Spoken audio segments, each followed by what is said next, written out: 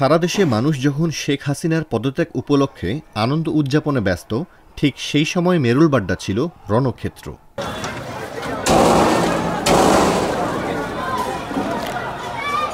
এক পর্যায়ে উত্তেজিত জনতা বাড্ডা থানা ও পুলিশের মেসে হামলা চালিয়ে ভাঙচুর ও অগ্নিসংযোগ করে।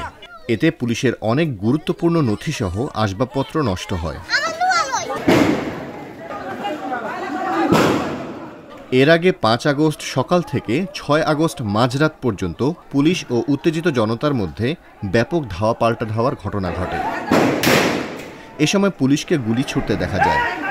এতে আহত হয়ে অনেকে আশপাশের বাসায় আশ্রয় নেন। রাতভর এমন অশান্ত পরিস্থিতি ছিল গোটা মেরুলবাড্ডা ও ডিআইটি প্রজেক্ট এলাকায়।